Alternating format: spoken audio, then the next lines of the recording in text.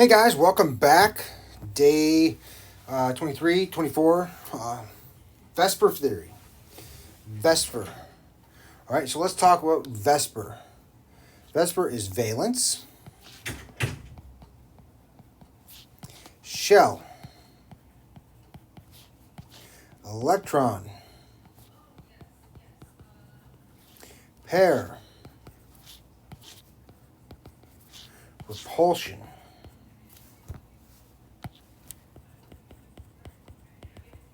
So valence, shell, electron pair, repulsion.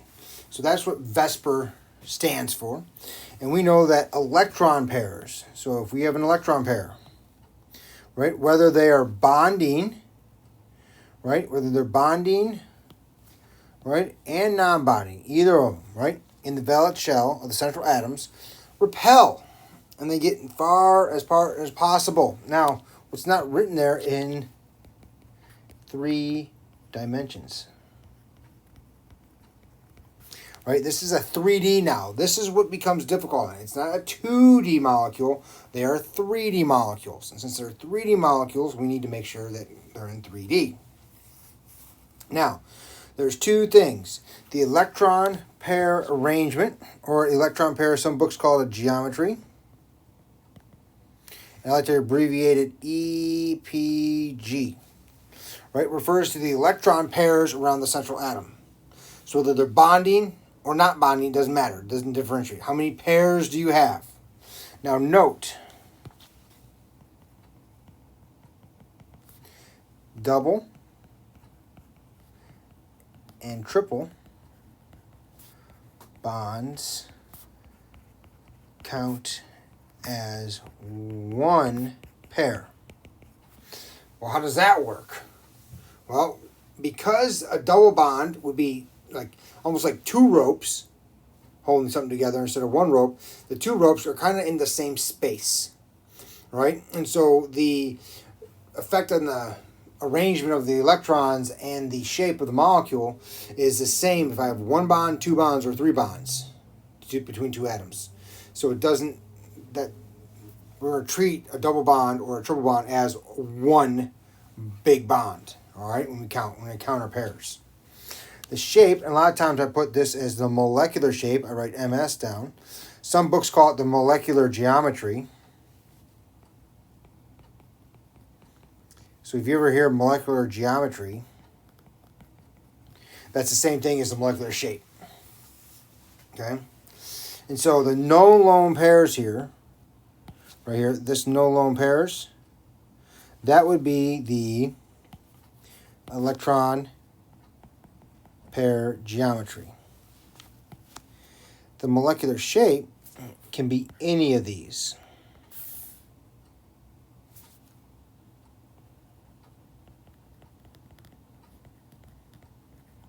So the electron pair geometry and the shape can be the same.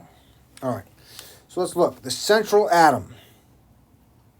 So we'll take the first one, the central atom, linear. Now, chemists, I'm guilty of this. I'm not necessarily the most creative, most, fun names like that you hear out there in the world. That's not me.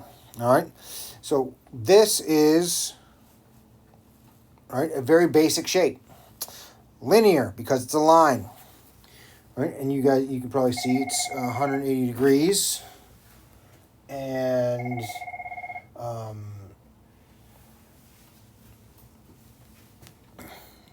why we call it a line. Now, the light blue is a central atom. So that would be our central atom, and that's the important atom. Whereas these are terminal atoms.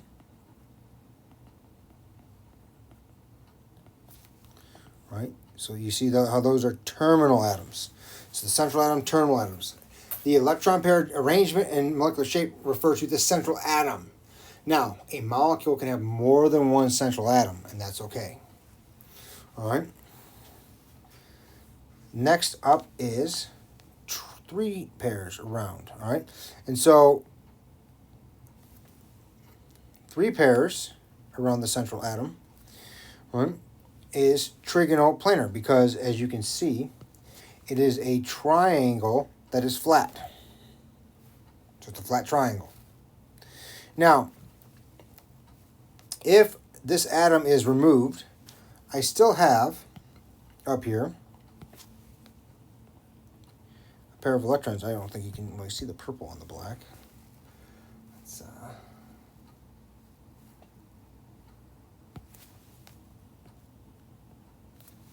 right? That would be a lone pair, right? And they're bigger on purpose because they actually are only being shared by the central atom. They're not being shared by the central atom. They're on the central atom. So you got the central atom, and those 2 electrons are on that central atom. Now, the bond angle here is 120. 120 degrees. The next up is tetrahedral. So our central atom here. Tetrahedral. It's a tetrahedron. Well, what's a tetrahedron? This is an equilateral triangle, right? That's an equilateral triangle. On the bottom is an equilateral triangle. And on the back is an equilateral triangle. So you have 4 equilateral triangles that make a 4-sided shape, called a tetrahedron. So the tetrahedral shape fits inside a tetrahedron.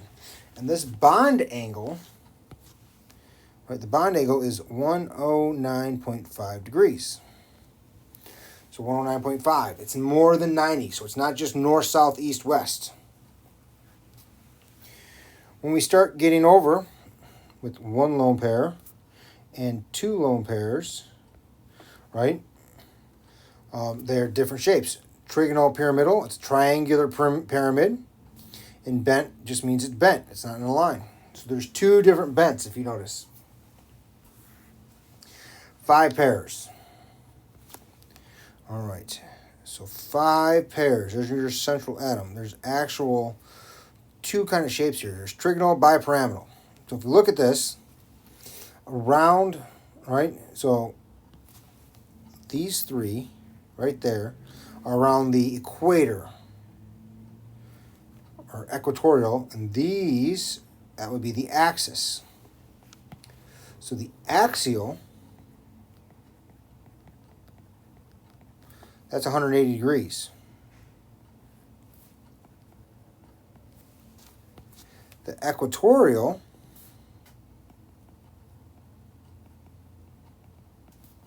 which would be there, there, and there, that's 120 degrees.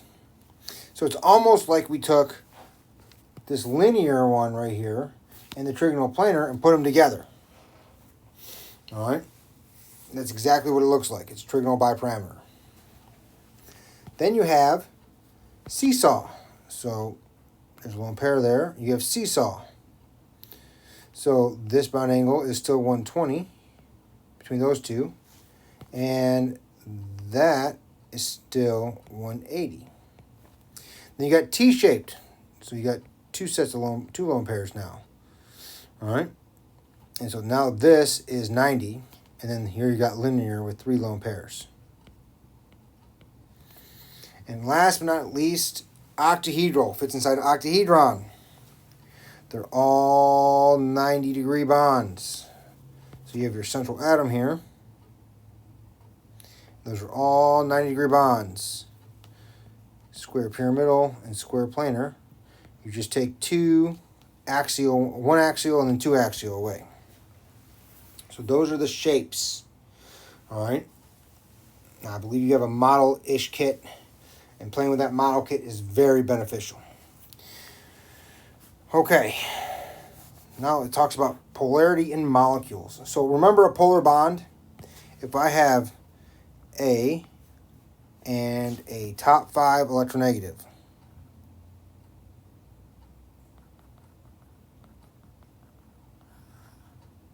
right? That will be a polar bond, right? That's a polar bond. That doesn't mean the molecule is polar. However, right, if you have square pyramidal, seesaw, T-shaped, bent, trigonal pyramidal, or bent, those are polar shapes. All right? And so anything in here is going to be slightly polar at the minimum. So those are polar by design. Okay? Now some are barely polar. Like just hit it, and some are extremely polar. It just depends on factors. So you can't just memorize something and it work all the time. Always got to apply the knowledge. For these, something like tetrahedral, zoom in on tetrahedral, this is a symmetrical shape, right? As long as all those are green, doesn't matter if they're the top 5, if they're the same atom, it is nonpolar. As soon as a top 5 comes in, it's polar, right? And then another top 5, polar. And another top 5, still polar. But if all of them are top 5, it becomes nonpolar again. It becomes symmetrical because the vectors cancel. All right? And so we got to know both the shape and if we have polar bonds in all of these. Okay? So that is how it works. All right? So now let's do some examples of how this works. Okay? I want to know what's polar. I want to know the electron pair geometry. I want to know the shape. And which molecules are polar. That's what we want to know.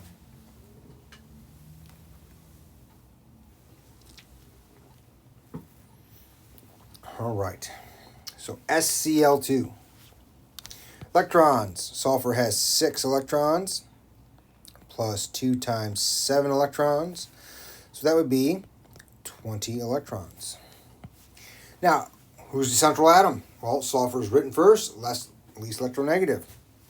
So I have Cl, SCl. Drom. 2, 4, 6, 8, 10, 12, 14, 16, 18, 20. Is that a good Lewis structure? Well, is the formal charge right? All right, well, let's look. Chlorine, 1, 2, 3, 4, 5, 6, 7. Yes, has 7, brought in 7, we're good. Its formal charge is 0. Sulfur, 2, 4, 6. Oh, I hit it. Undo there. 2, 4, 6. Has 6, brought in 6. It is 0. That's the best formal charge. So now, the electron pair geometry, I have 1, 2, 3, 4 pairs. So that means my electron pair geometry would be tetrahedral. All right? Tetrahedral. The molecular shape, all right? And so if you go back up to this chart, how this chart works, right? We're going to come down to, I have 4 pairs, so the electron pair geometry is tetrahedral. All right? But now I have 2 lone pairs and 4 pairs, so we come where those intersect, and I am bent.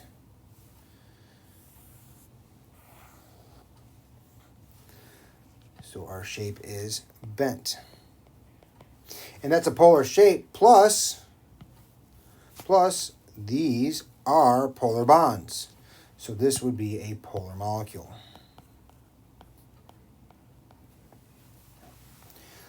Let's look at phosphine now. Phosphine has 5 electrons plus 3 times 1 electron to give us 8 electrons. In the middle, phosphorus, because it's not H. So P, H, H, H. 2, 4, 6 extra electrons go on phosphorus. Check the formal charge. It's good. Pairs. 1, 2, 3, 4 pairs. The electron pair geometry is tetrahedral. Shape. I got 3 lone pair, or 1 lone pair, 3 pair bonding pairs. So that means it's trigonal. Pyramidal. Polarity. Well, based on the shape, we're going to say yes, it's polar. Now, this one is barely polar. It's more what we call polarizable than polar. But it's polar. And in this course, I want you to call it polar.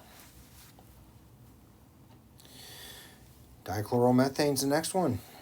CH2Cl2. Got 4 electrons plus 2 times 1 electron plus 2 times 7 electrons. 20 electrons. Does it matter how it's arranged? Well, the central atom does. But if you wanted to write Cl, C, Cl like that, H and H, that's fine. If you wanted the Cl's vertically, you can. If you wanted 2 Cl's next to each other, that's fine. It does not matter which way you do it. Bond them. 2, 4, 6, 8. Hydrogens are good. We got 10, 12, 14, 16, 18, 20. Carbon. Carbon has its 4 bonds. Electron pair geometry. Tetrahedral. The shape, still 4 bonds, no lone pairs, would be tetrahedral. Polar.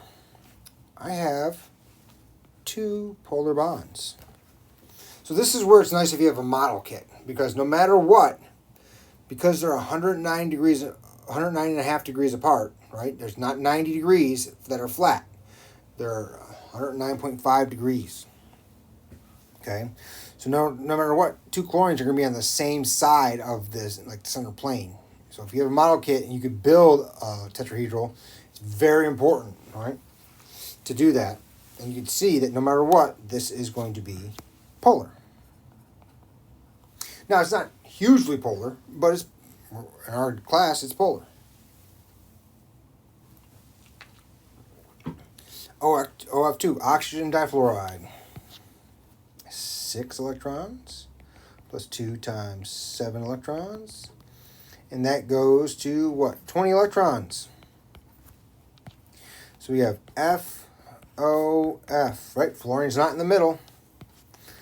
2, 4, 8, 10, 12, 14, 16, 18, and 20.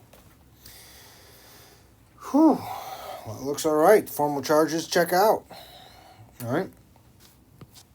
1, 2, 3, 4, 5, 6, 7. Has 7, bronze 7. We're good. 2, 3, 4, 5, 6. Has 6, bronze 6. We're good. Electron pair geometry. Well, I got 4 bonds, right? Or I got 4 pairs. 4 pairs. 2 bonds, 4 pairs. So it's tetrahedral. Right? 2 bonds, 2 lone pairs, 4 pairs total. And then the shape. I have 2 lone pairs, so it's going to be bent. And I have 2 polar bonds, so we are polar.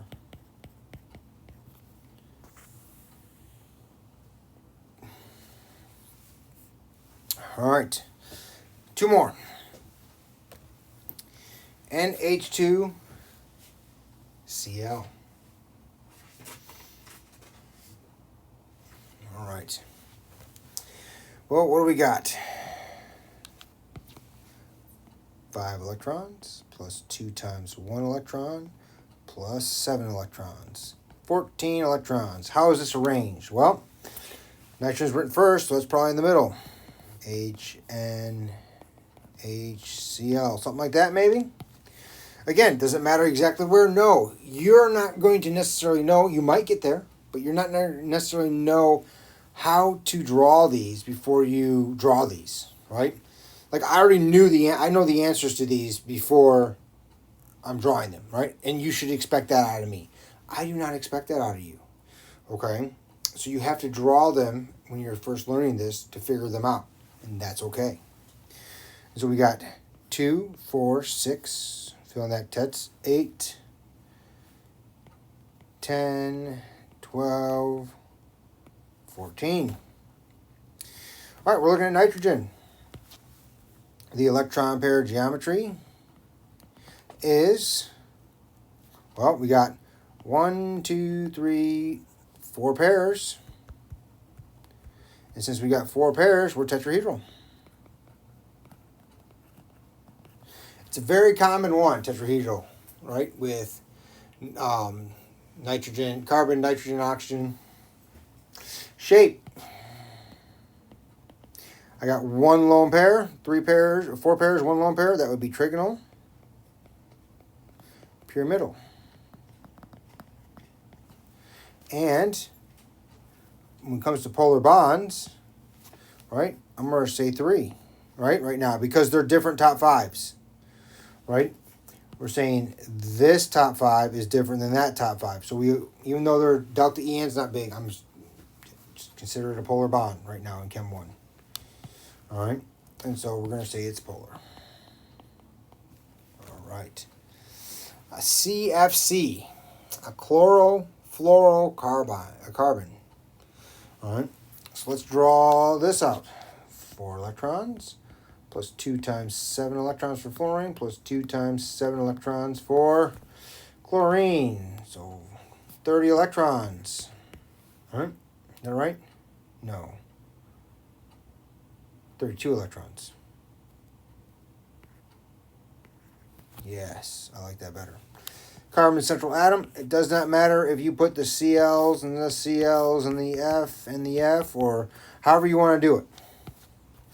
2, 4, 6, 8, 10, 12, 14, 16, 18, 20, 22, 24, 26, 28, 30, 32.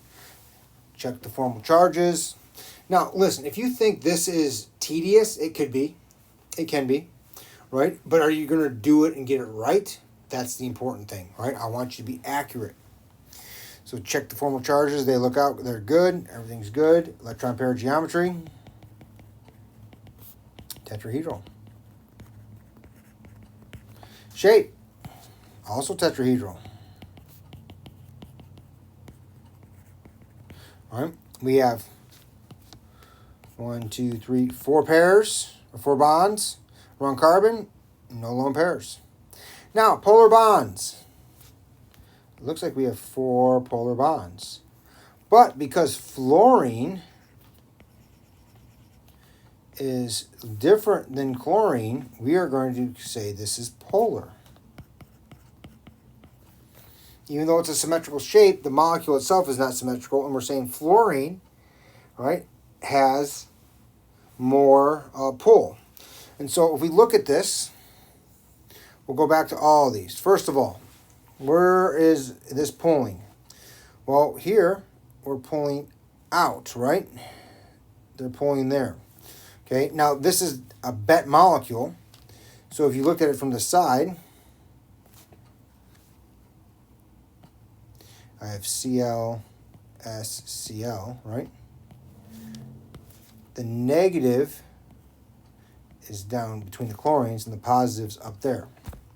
Phosphine, right? I guess the negative would be up there and the bottom would be positive. Dichloromethane, between these two would be the negative and between the H's would be the positive, how that would kind of work. Oxygen, positive would be with oxygen, right? And it looks just like this, FOF. And so the positive top, the negative down there. Same thing here. The negative there and the positive down here. Here, the negative there and the positive there, kind of. Right? And again, I'm just showing you this for you guys. Now, there are a few more to do. I'm going to actually stop the video before we do this last 6. I want you to do the 6 and then watch the next video and see if you got it right. All right? Hopefully that helps. And we'll see you in the next video, guys. Take care. Goodbye.